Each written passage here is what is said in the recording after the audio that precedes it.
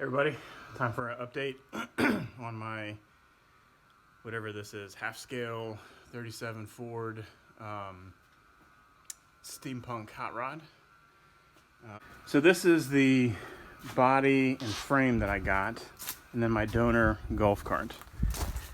It'll be interesting how all this works out because this is an electric golf cart that doesn't work. This is a Legends race car frame that had the front end cut off because it was hit. You can kind of see on the fiberglass body over there.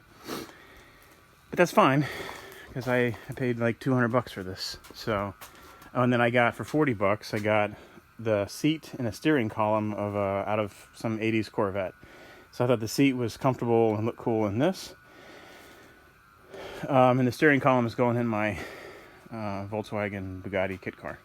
Anyway, so what I'm going to do now is I'm going to kind of take a look at what of the structure I can cut out to save some weight, because this will not be a race car. This will be essentially a cool looking golf cart. So I think I can cut out some of this, some of the cross beams here that you know, are needed for a race car but not needed for a steampunk vehicle.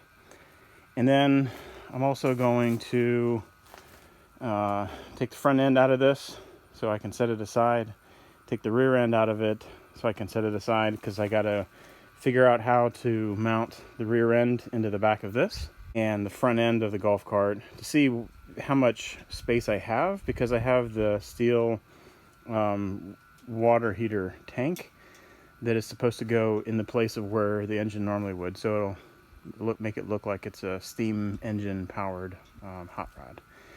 Another cool thing is these golf cart wheels. You can imagine on this body, they're going to look kind of ridiculous and out of scale.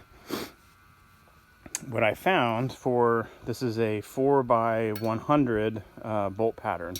What I found are some wheel adapters. They go from a 4x100 to a 4x130, which is a normal older Volkswagen pattern. And this will allow me to put these Volkswagen wheels on it. These are 15-inch, pretty high profile, so they should fit proportion-wise pretty cool. Now you may be wondering what goes on here. Well, what goes on the Volkswagen Bugatti are these 16-inch tall profile Coker white wall tires with a little chrome dome cap that goes here. So this is going to look pretty slick with these wheels. These wheels go to that one. Time to get cutting. Whew. So I went through 5 cutting discs. Probably would have been better to just drive the half hour back to my house and back to get my jigsaw or skill saw, but you know,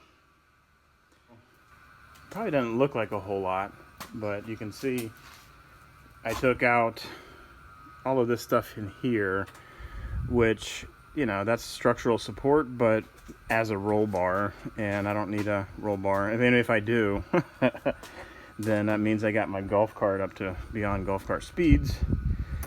But got all of this out, cut the doors down quite a bit. All they got to do is hold fiberglass panel, you know, and I'm probably going to cut all of this. I need to fit a golf cart rear end in this with an electric motor, and so I'm going to wait to see how that could fit in and what if I might need some of the existing structure, and then I can cut more out later and then weld in what I do need.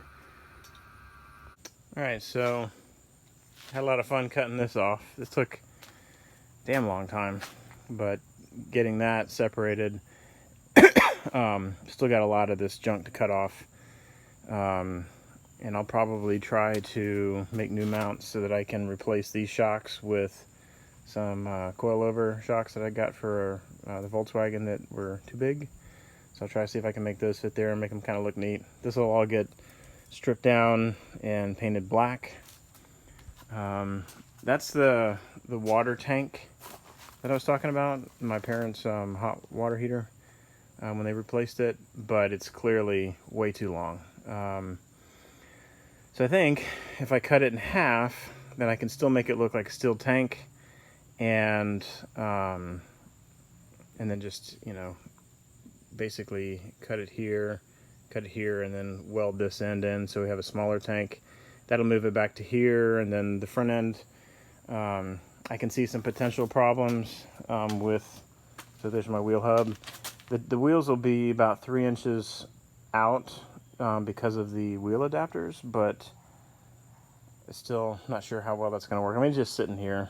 So, and then the tank will actually sit on top of the frame rails that weld onto this. So, but yeah, it's going to be fun figuring out all of that, exactly how well it's going to work.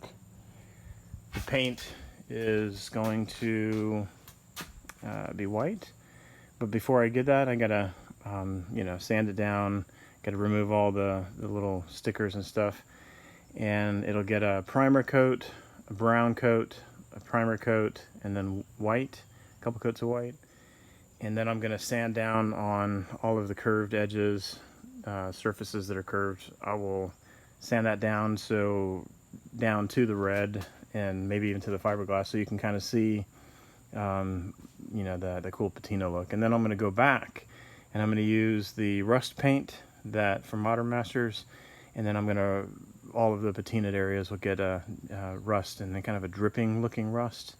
I've been taking pictures of my dad's neighbors' tractors and stuff, and so I can kind of try to replicate that. But yeah, it's coming along, getting much closer.